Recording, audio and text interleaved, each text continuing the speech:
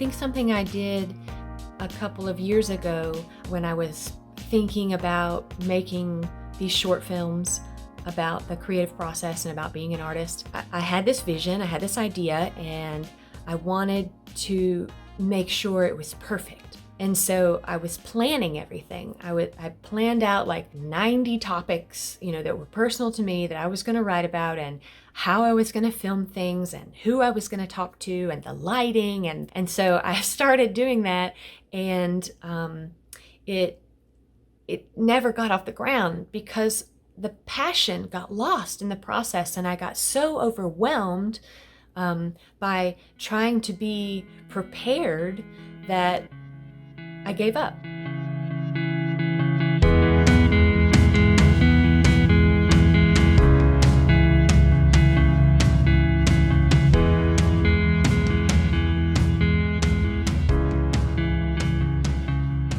I have things in my mind that I need to get out. And I have to recognize that in the beginning of something, it's okay to feel vulnerable. It's risky to do the things that you really want to do. You have a vision in your mind for the way that something can be. You see it 5 years from now, 10 years from now, whether it's a piece of art or a business idea that you have. You can see yourself doing that.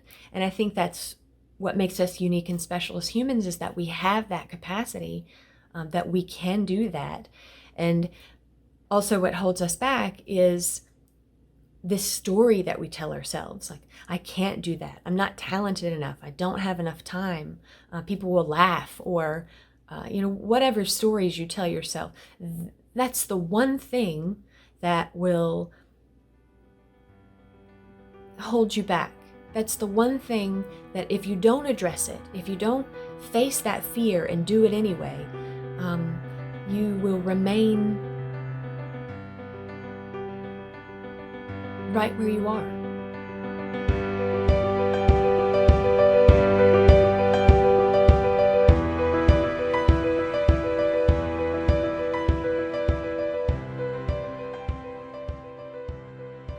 When I see someone who's been doing that for 20 years, 40 years, when I see them, what they've created, or see them in process, it's easy to think, I could never do that.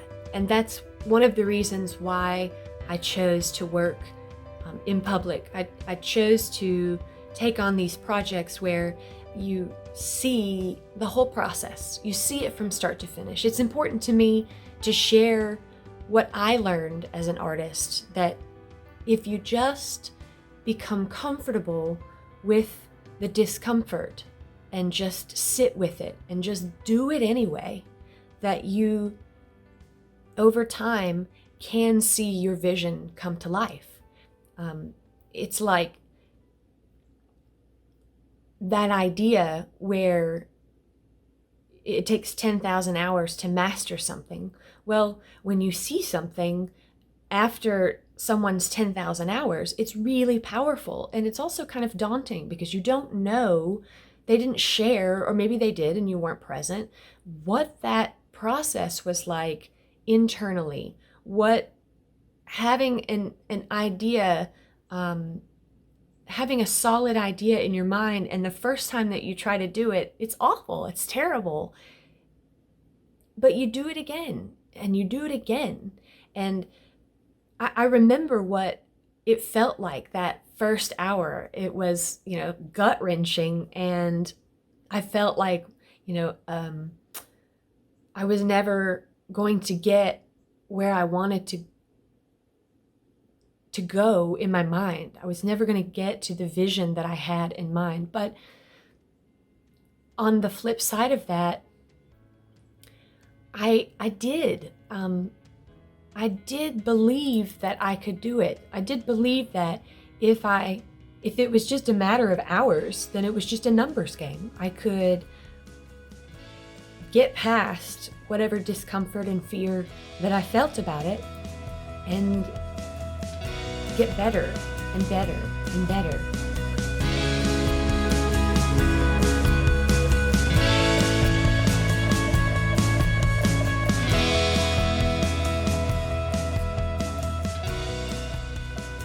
I would have these ideas that I would journal about or write poetry about or try to draw.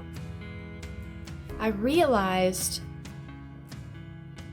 I'm the only person, if I have this idea, I'm the only person that can take the thing that is intangible and bring it into the world. I'm the only person on earth who can manifest what I think.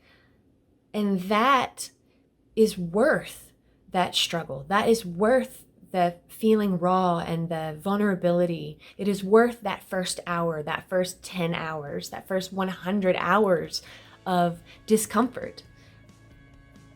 Because when you get something out of your mind and into the world, the sense of accomplishment and the self-confidence that comes from creating, bringing something into the world that only you can create. There's power in that.